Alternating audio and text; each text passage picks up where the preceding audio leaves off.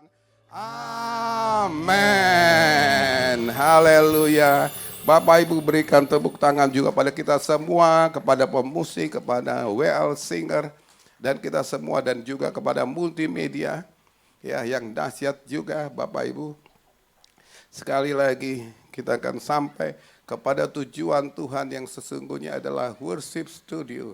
Worship studio adalah penyembahan. Penyembahan yang gak biasa Bapak Ibu. Penyembahan di hadapan tahta dan kemuliaan Tuhan. Bapak Ibu, kita tidak bisa ataupun mungkin kau tidak pernah ketemu dengan gereja tempat ini. Yang seperti di tempat ini Bapak Ibu. Dan tadi karena latihannya 9 tahun Bapak Ibu. Latihan penyembahan begini 9 tahun. Bukan setengah jam. Sebelum ibadah. Tapi 9 tahun. Tuhan mengirim para malaikatnya. Mengajar kita untuk menyembah. Memuji dan memuliakannya. Oleh karena itu Bapak Ibu. Engkau ada di suatu tempat yang unik. Dan satu-satunya. Satu-satunya di Bali. Kalau kau nonton saat ini ataupun watching daripada video kita, saya mau sampaikan, kau sedang menonton sesuatu atau melihat sesuatu, satu-satunya di Pulau Bali ini, bahkan di Indonesia, Bapak Ibu. Saya nggak tahu di dunia, karena saya nggak pernah keliling dunia liatin satu persatu, Bapak Ibu. Tapi paling nggak di Indonesia juga, karena apa? Ibadah yang seperti ini, kau tidak bisa buat melalui satu ibadah dengan latihan setengah jam. Ya, Tuhan membentuk. Bagaimana Tuhan membentuk? Bagaimana Tuhan membentuk saya? Ya, Bapak Ibu kita bisa lihat. Tuhan membentuk kita melalui persoalan. Tuhan gak pernah membentukmu dengan yang enak-enak. Tadi Alkitab, tadi firman Tuhan, tadi Pia menyanyikan satu lagu yang mengatakan bahwa berjalan di atas air itu perlu iman. Tapi iman yang bagaimana? Bapak Ibu saya mau sampaikan, kalau kita banyak uang, kalau kita pikiran kita bukan ke Tuhan, ketika Tuhan katakan bahwa jalan di atas air ketemu denganmu, maka kau akan katakan, maka kau akan pasti berontak. Semua orang pasti berontak dan katakan, sesat, sesat, sesat, sesat. Itu yang dilakukan Bapak Ibu. Tapi, kalau kau punya masalah, dan kau merindukan Tuhan, kau katakan, jangankan jalan air Tuhan, jalan kepada api pun saya mau. Yang penting berjumpa dengan. Artinya apa Bapak Ibu? Artinya ketika kau punya iman, ketika kau dibentuk oleh Tuhan, itu semua adalah untuk engkau bisa mengenal Dia lebih baik lagi. Kalau iman kecil, susah Bapak Ibu.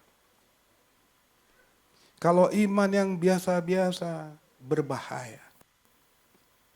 Saya mau sampaikan sekali lagi, iman yang biasa-biasa sangat berbahaya. Karena apa? Yudas, Tuhan Yesus punya 12 murid. Yesus punya 12 murid. Bayangkan Bapak Ibu, kalau kita lihat di dalam Matius, mulai daripada pasal 9 kemarin kita belajar, mengenai begitu banyak mujizat-mujizat Bapak Ibu. Orang lumpuh berjalan, orang kusta tahir, orang buta melihat.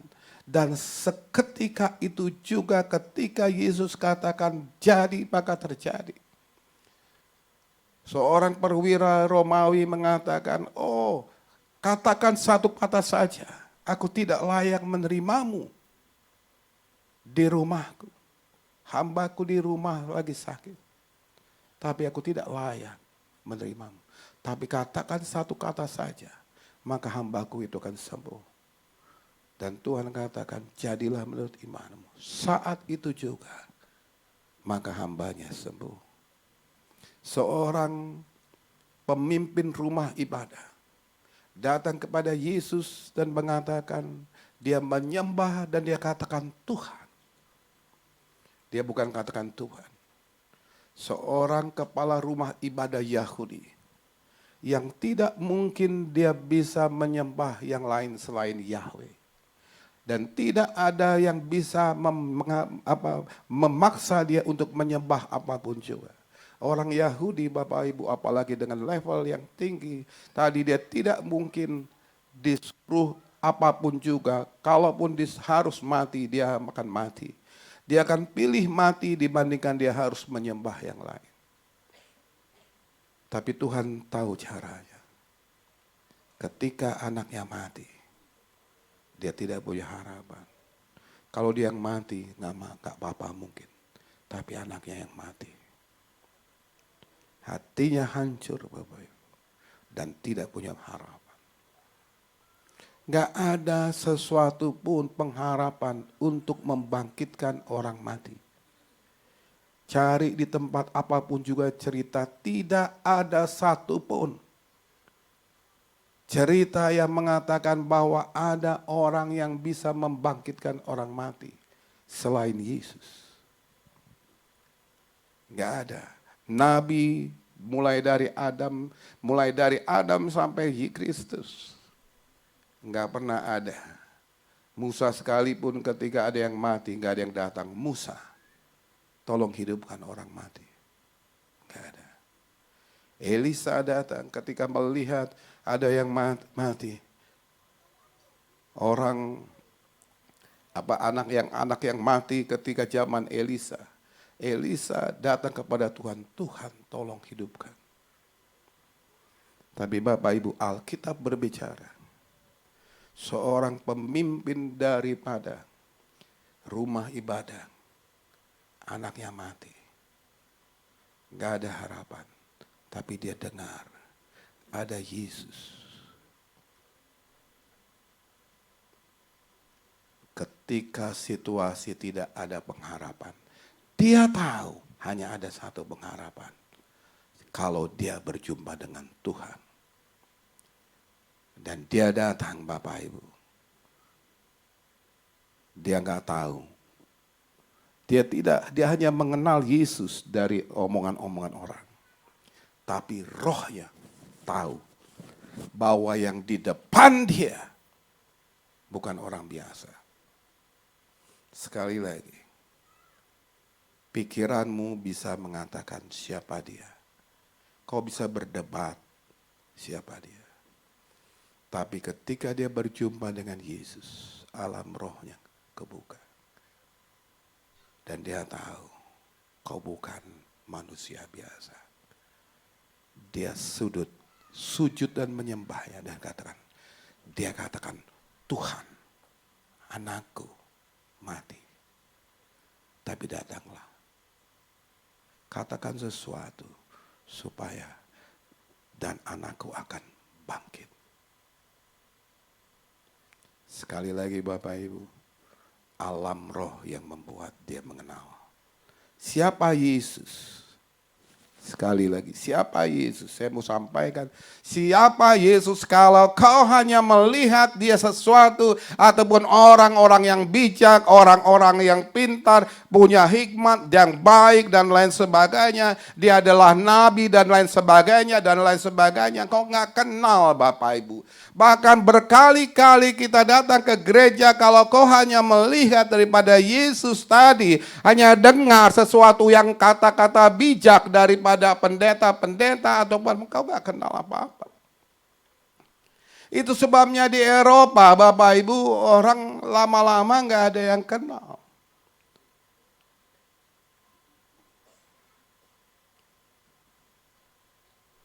Tapi ketika kau dibukakan alam roh, ketika Tuhan membuatmu, ada satu persoalan. Nggak ada pengharapan. Tapi ketika dia berjumpa dengan Yesus, alam rohnya terbuka. Ingat, alam roh berbicara bukannya melalui apa? Belief. Katakan belief.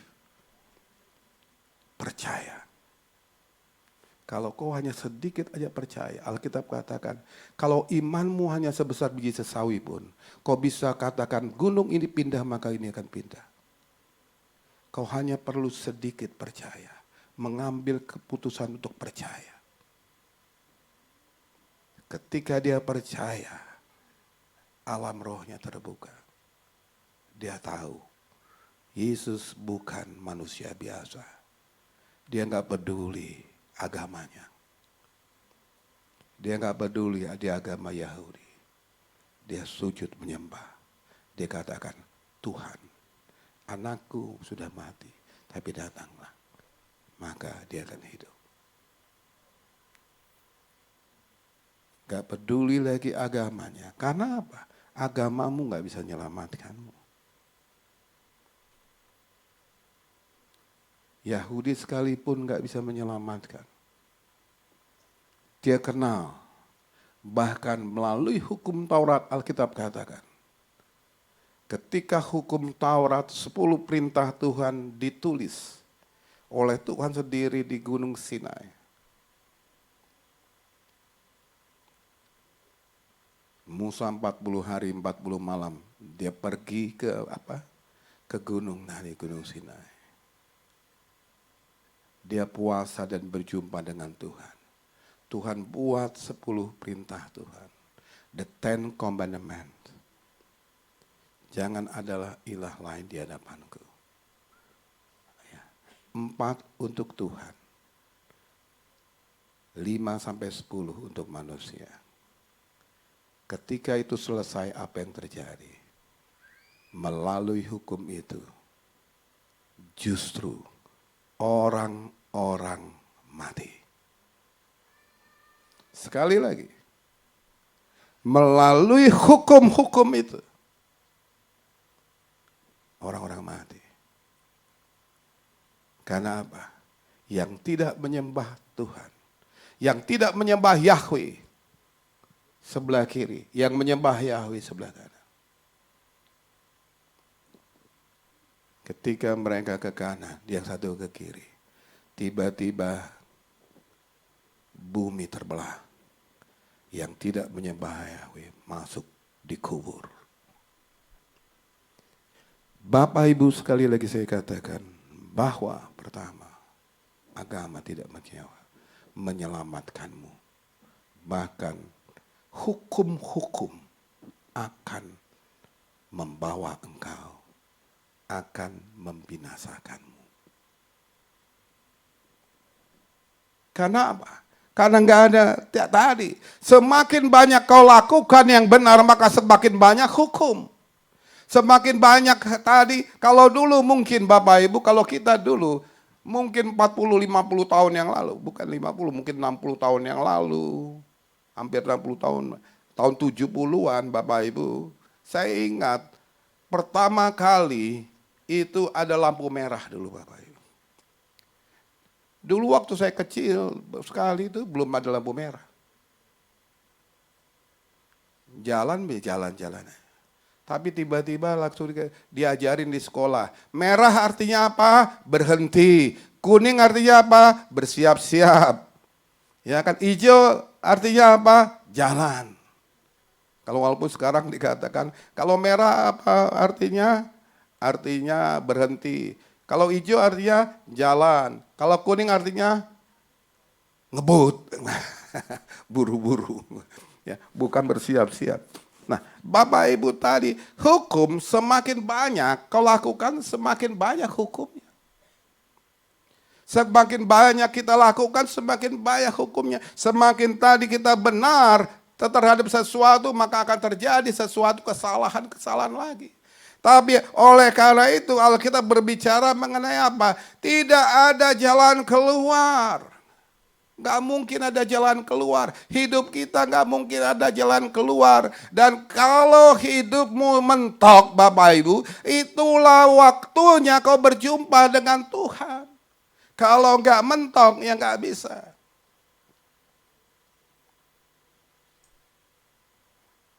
Banyak orang yang mengajar hal-hal tadi, yang bersifat karakter, belum apa-apa terus karakter. Bahkan dikatakan mengenai apa? Mengenai bahwa banyak daripada kita yang dikatakan, wah kamu harus begini, tulus dan lain sebagainya. Bapak Ibu, gimana orang dikatakan gak tulus lagi kalau udah gak punya apa-apa? Orang putus asa itu Bapak Ibu udah gak bisa mikir. Ya. Ketika udah gak punya apa-apa,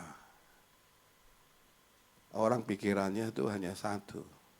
Kadang-kadang ketika orang stres, yang pertama kali tanya, pertanyaan orang stres atau apa, pernah nggak Anda mau bunuh diri?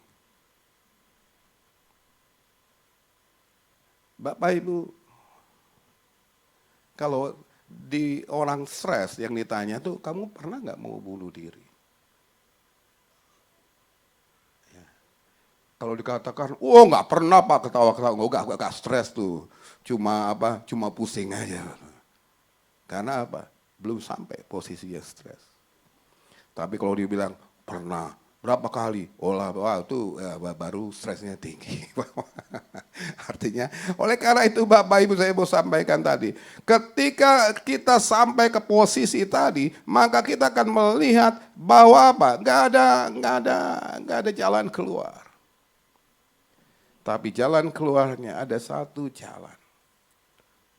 Ia akan membawa keluar dari segala sesuatu. Siapa dia? Yesus. Yesua Hamasia. Dia datang. Dan segala apapun juga. Bahkan kematian sekalipun juga. Tuhan katakan apa? Dia membangkitkan orang mati. Nah, Bapak Ibu, kita lihat saat ini.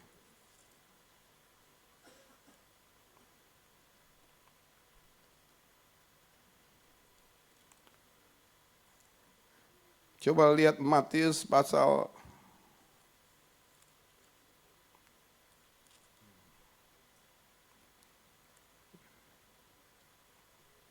kembali lagi Matius pasal 9 ayat 18. Saya masih suka terus untuk berkali-kali untuk kita mengerti. Sementara Yesus berbicara demikian kepada mereka, datanglah seorang kepala rumah ibadah lalu menyembah dia dan berkata, anakku perempuan baru saja meninggal. Tapi datanglah dan letakkanlah tanganmu atasnya, maka ia akan hidup. Satu keputusasaan bisa menjadi satu pengharapan. Kalau kita berjumpa dengan Yesus, maka putus asa sekalipun menjadi pengharapan. Ya Bapak Ibu. Nah, ketika saya mau sampaikan gini, kalau kita mungkin, ini di mana? Oh, di atas. Yang untuk orang-orang yang kelas menengah ke atas.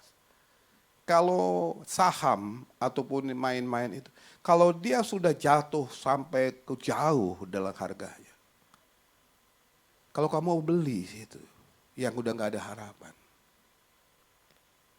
Padahal perusahaannya bagus dan lain sebagainya. Suatu saat dia akan naik kembali ke posisinya atau lebih lagi. Maka itu yang dikatakan keuntungan yang luar biasa. Nah, begitu juga iman kita.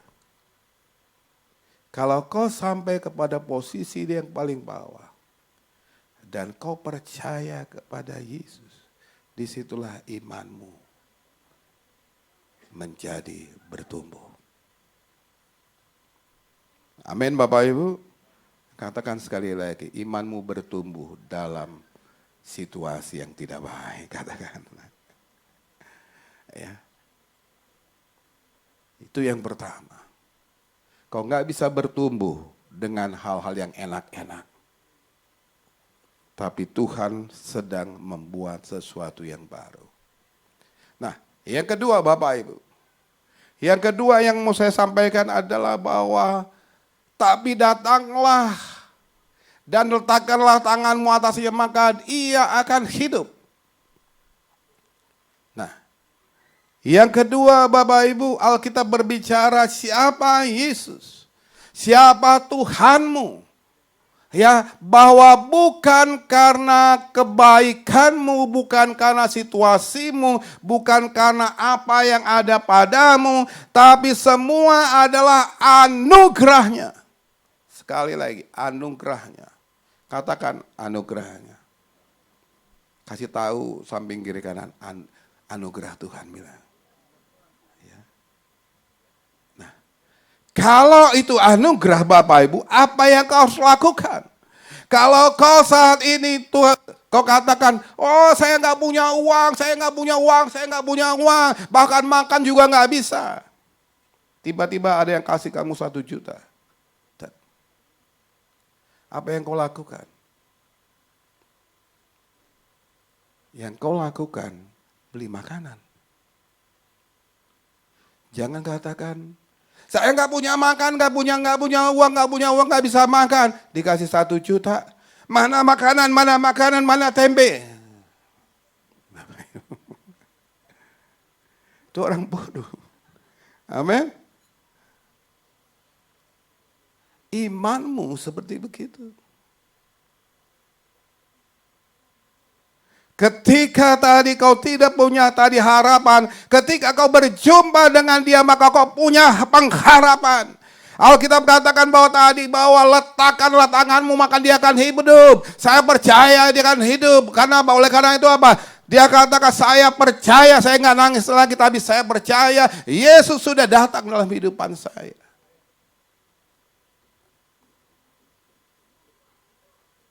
Banyak orang yang mengatakan, banyak orang yang sok rohani Bapak Ibu. Sok rohani apa?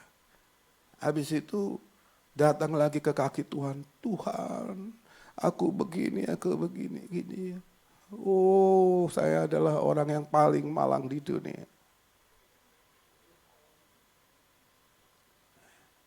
Bapak Ibu, hanya perlu sedikit iman untuk kau merubah hidup. Tuhan gak katakan kau harus iman sebesar gunung. Enggak. Dia hanya perlu iman sebesar biji sesawi. Karena setelah itu yang terjadi adalah anugerah. Amin Bapak Ibu. Yang lain adalah anugerah. Kau bisa berjalan. Kau bisa tadi lakukan apapun. Dunia ini besar, tapi ada Tuhan yang lebih besar. Dunia ini mungkin menjadi musuhmu. Musuh kita. Tapi ada Tuhan yang mengalahkan dunia. Dia tidak pernah kalah. Tadi pagi saya duduk di depan, saya berdoa. Tuhan kalahkan, aku tidak pernah kalah. Bahkan dia mengangkat saya tinggi. Tadi pagi saya udah tahu situasinya akan begitu.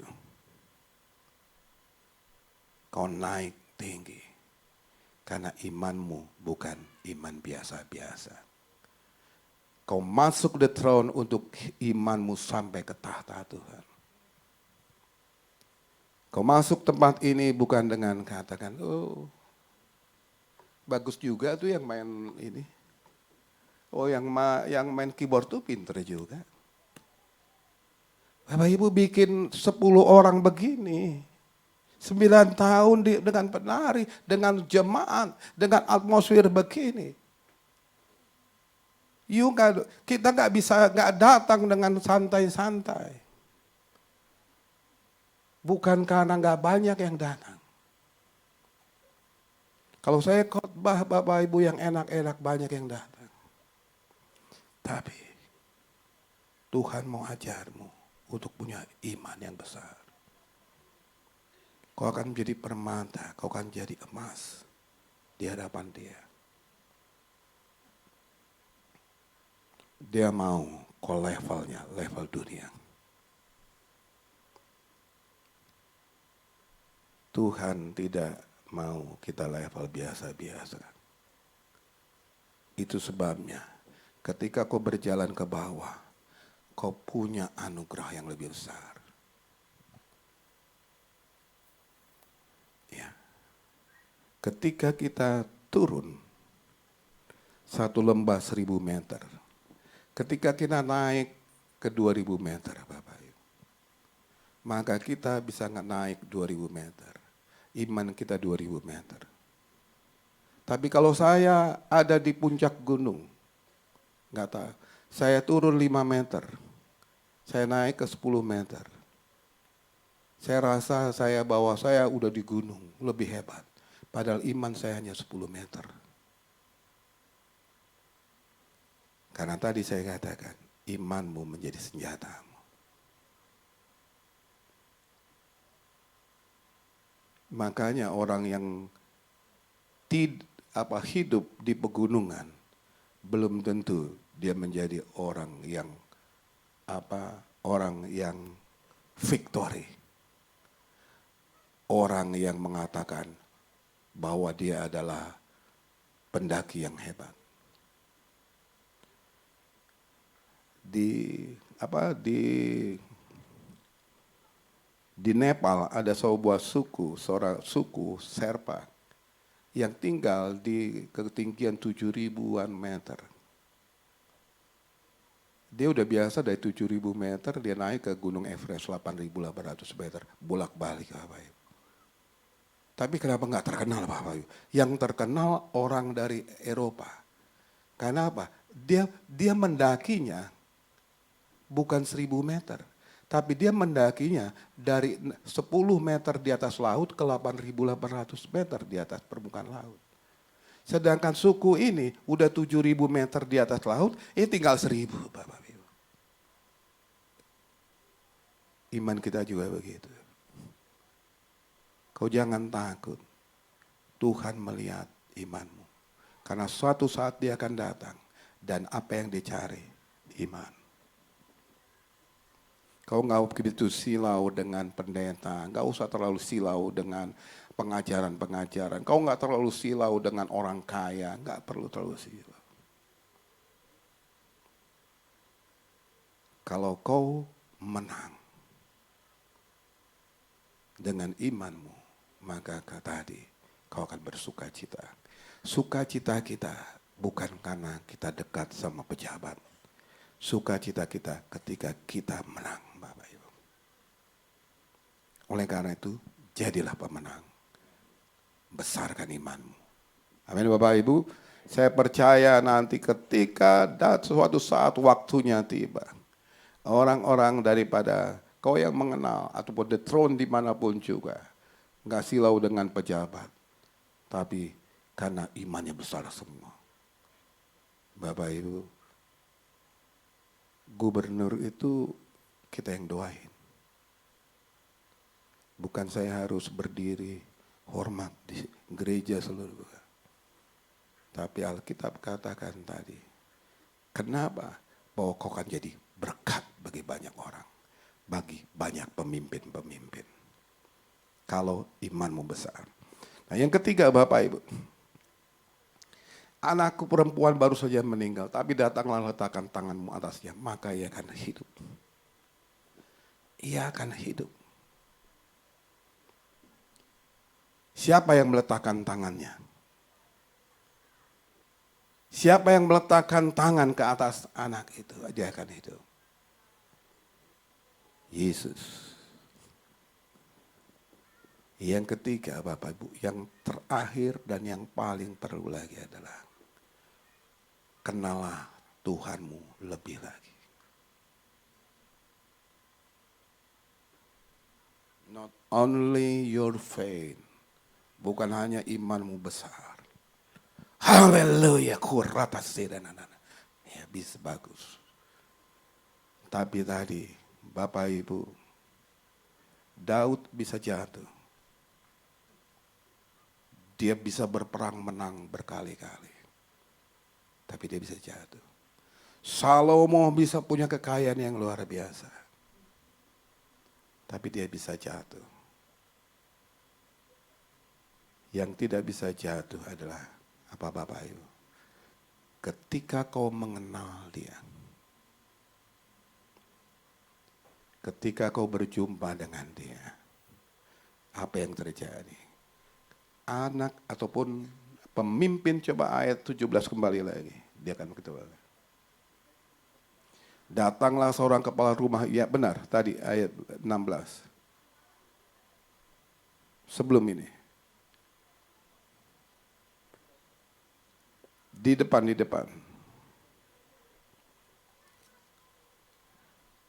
Iya. Lalu apa? Menyembah Dia.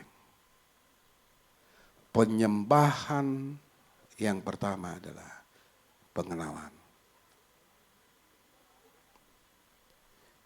Kalau kau mengenal saya, Bapak Ibu, saya nggak pernah lakukan apapun juga, maka orang akan salam-salam aja. Pak Pendeta ataupun Pak Henry, ya, di tempat kita nanti sore akan ada dibuka lagi Bapak Ibu. The Throne Kute. Sudah ada The Throne Abian Base, gembalanya Pak Parman, penatua, bukan penatua sekarang adalah junior pastor daripada Parman Jayapurba. Nah, nanti di Kute, jadi ya masih sementara saya katakan supaya nanti jangan kalau Bu Evi yang jadi gembalanya nanti sama juga saya juga satu paket Bang. Ya, adalah ya daripada Ibu Gembala. Tapi nanti pasti akan dibalikan. Dan wakilnya adalah Junior Pastor Gustav. Nah, Bapak Ibu, di sana itu tempat udah lama kita beli. Ya, ada seorang di situ di depan kita, tetangga kita yang punya rumah di sana. Ya, tahunya adalah Pak Hendrik. Karena dari dulu kenal dan lain sebagainya. Sebelum saya pendeta dia udah kenal. Tapi setelah itu Dian di sana sebagai taksing. Setelah itu juga ya taksing dan lain sebagainya. Udah itu datang lagi di atas Remax dan lain, sehingga banyak orang-orang gereja datang. Ketika ngomong, Pak Gembala bilang gini, Pak Gembala. Dan dia tanya, siapa tuh Pak Gembala? Pak Hendrik, kenapa Gembala? Dibilang, Gembala sapi. Akhirnya dikatakan, oh kalau gitu Pak Pendeta artinya Pak Gembala. Sekarang kalau dia ketemu saya, Pak Gembala. Ya, dia kenal Bapak Ibu, sudah sampai tadi. Nah, artinya Bapak Ibu, bagaimana kau mengenal Dia itu membuat kehidupan kita berubah. Kalau kau nggak mengenal Dia, hanya sekedar segala sesuatunya sekedar. Oh, saya malas pelayanan, saya malas gereja dan lain sebagainya, itu nggak kenal Dia, Bapak Ibu. Kau nggak tahu, nggak ingin, nggak rindu untuk mengenal Dia. Mengalami kasih-Nya, mengalami kebaikan-Nya, mengalami hadirat-Nya. Dan gereja, saya katakan seluruh hamba Tuhan harus memfasilitasikan setiap orang untuk mengalami tadi perjumpaan dengan Tuhan. Saya mau sampaikan Bapak Ibu. Kenapa banyak orang yang sudah pelayanan akhirnya malas? Dunia lebih enak. Kau belum tahu Bapak Ibu, dunia enggak enak. Kalau anak muda, oh dunia enak atau apa? Belum tahu, suatu saat. Kalau di dalam dunia suatu saat kau pasti akan mengalami sesuatu.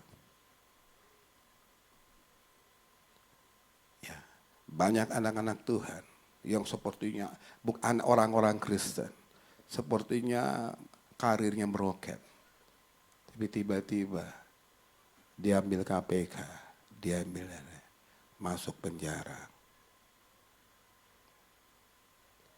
dunia belum tentu bersahabat denganmu. Walaupun dunia kau pikir bersahabat denganmu, tapi dia akan mengkhianatimu. Nah, Bapak Ibu, hanya satu adalah ketika kau mengenal dia. Alkitab katakan bahwa ketika Yesus datang dalam hidupanmu, dia memberikan engkau hidup yang berkelimpahan. Kelimpahan itu hanya datang ketika kau menerima dia, mengenal dia, semakin mengasihi dia. Saya mau sampaikan Bapak Ibu, berapapun yang datang di dalam gereja-gereja Tuhan, bersyukur. Karena Tuhan memberi orang yang rindu mengenal dia. Saya bukan hanya melayani manusia. Manusia dilayani, silakan. Tapi kalau lebih daripada tadi, maka bukan buka gereja, buka bisnis saja Bapak Ibu. Bisnis kuliner dengan fasilitas, dengan bagaimana enak. Tapi kalau datang ke gereja Bapak Ibu, tempat ini baik, tempat ini bagus. Tapi yang terindah, perjumpaan dengan dia. Amin Bapak Ibu. Katakan, berikan tepuk tangan Bapak Ibu. Katakan samping kiri, perjumpaan dengan dia. Kata. Ya, jumpa dengan dia. Kalau kita lagi berdoa, pusatkan tadi. Ingatlah apa yang kebaikannya Bapak Ibu. Saya di sini bisa berkhotbah, saya bersyukur. Saya bisa melayani, saya bersyukur itu kebaikannya. Saya masih sehat, itu adalah kebaikannya. Dan bukan itu aja, dia sedang membawa saya kepada kelimpahan. Mendahsyat Bapak Ibu. Amin. Jadi yang ketika kenal Tuhan. Ketika kau semakin rindu kepadanya. Menerima dia. Bapak Ibu, Tuhan kita bukan Tuhan yang tadi. Bukan Tuhan seremoni. Tapi Alkitab katakan dia adalah pribadi. Dia adalah roh. Yohanes 4 ayat 23. 24 terakhir. Coba buka ayatnya. Yohanes 4. 22, 23. 20. Yohanes 4 ayat 23. Tetapi saat yang akan datang dan sudah tiba sekarang bahwa penyembah-penyembah benar akan menyembah Bapa dalam roh dan kebenaran. Sebab Bapa menghendaki penyembah-penyembah demikian. Ketika kau mengenal dia, kau tahu apa yang dia mau. Yang dia mau hanyalah ucapan syukur dan penyembahan.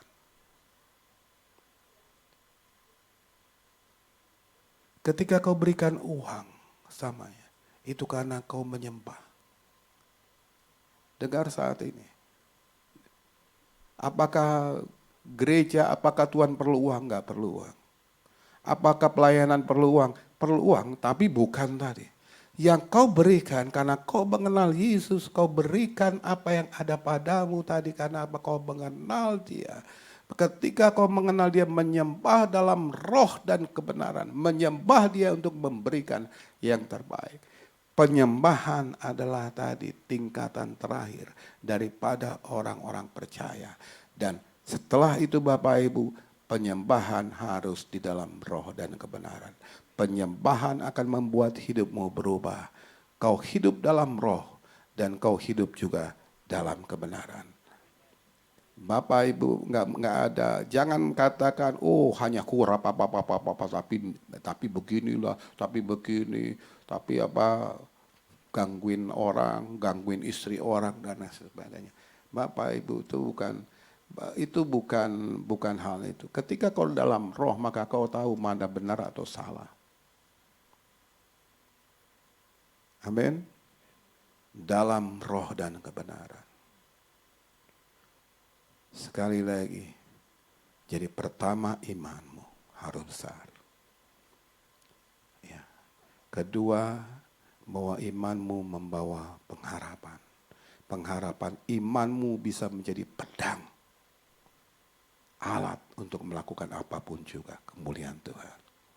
Itu sebabnya dia berikan kau iman yang besar. Melalui kau di bawah sampai ke atas, kau dapat yang banyak. Kalau tadi kau dapat di 7.000 meter, udah lahir di 7.000 meter, naik 500 meter, cuma 500 meter Bapak Ibu. Kau berikan iman untuk kau tadi melakukan. Kau diberikan iman untuk kau lakukan. Kau diberikan uang untuk beli makananmu. Tuhan enggak katakan, oh ini makanan cap jayek baru kau enggak. Dia berikan iman untuk kau bisa lakukan segala sesuatu. Yang kedua adalah tadi, bahwa kau mengenal Yesus. Mengenal siapa dia. Semakin bertumbuh mengenal dia. Kalau kau mengenal dia, dia bukan hanya nabi. Dia adalah Tuhan yang sanggup melakukan apapun juga. Yang ketiga adalah, kalau kau sudah makin mengenal, maka terakhir, berikan penyembahan kepadanya.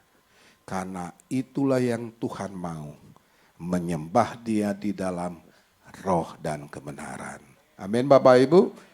Ketika kau sampai posisi ini, kau ada di the throne Bapak Ibu. Kalau kau udah sampai menyembah dan melihat, Tuhan aku bersyukur, kau akan sampai ke tahta Tuhan.